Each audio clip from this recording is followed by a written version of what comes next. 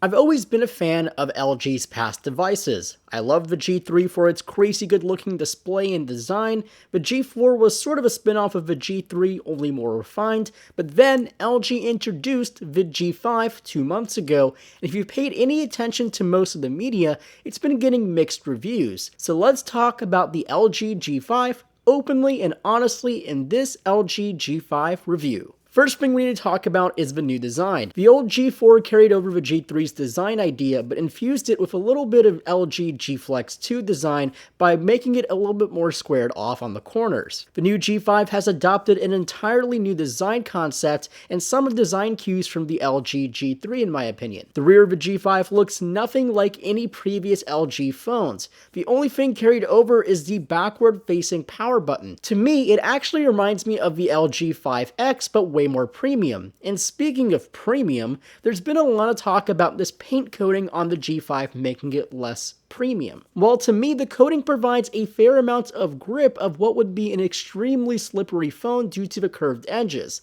Does it feel as premium as an iPhone 6s or the S7 or the HTC 10?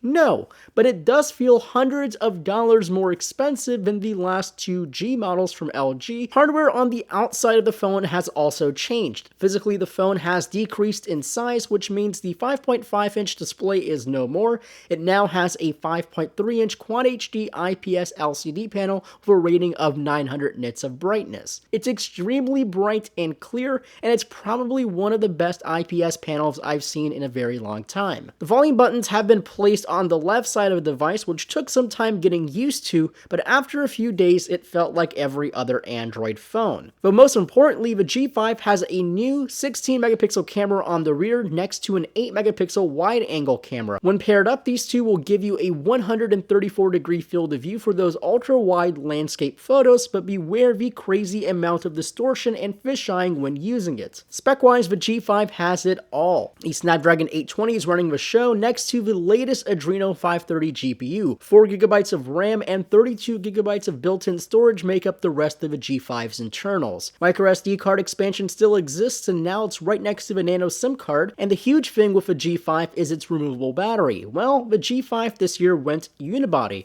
so that means the death of removable batteries. Well, not exactly. The G5 is quote-unquote the first modular mainstream device you can buy today. So this little button on the left side of the phone will allow for the bottom piece of the LG G5 to slide out along with its 2800 mAh battery. While this is an ingenious idea, the rest of the story lies with its friends. These little things are all the different kinds of modules you can attach and get for your LG G5, and unfortunately, I don't have any to try out, so I really can't comment on them, but the camera grip is definitely one of the most intriguing for me personally. And while the hardware makes the muscle of the LG G5, the brains come from the software. Android-wise, it's running the latest install of Marshmallow, but out of the box it comes with a custom LG UI. And while it's decent to use, I've opted out for the Google Now launcher, mainly to regain my app drawer. There were a couple of faults with the original software, but it was mostly related to the app organization. It just became a nightmare finding all of my applications on the numerous home screens I had. Though in both cases, the software runs flawlessly. You seriously can't go wrong with this amount of power packed into a phone.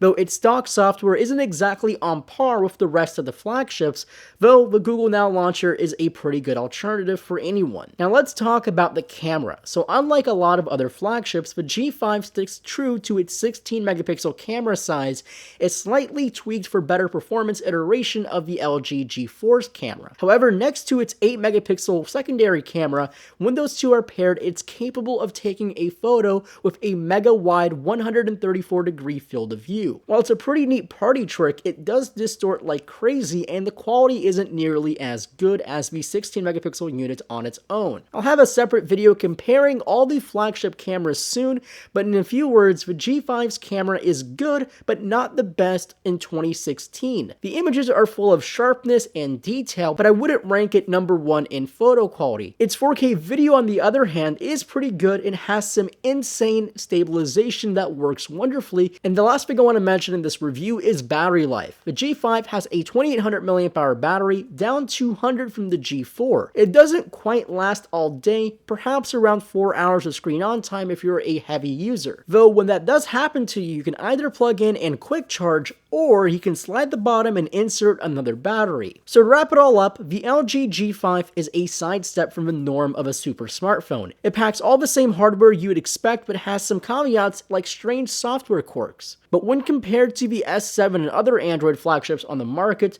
the G5 seems like an alternative choice for those who want to keep the removable battery in the expense of expense. Money-wise, I'd choose the S7 any day. It's just a much nicer device to use, but if you're really wanting a removable battery, then the G5 is basically the only device for you currently. But it's just not our top choice for an Android flagship. Now thanks for watching the LG G5 review. If you liked it, make sure to hit that thumbs up button below. And as always, my name is Marco Hanna, and I'll catch you in the next video.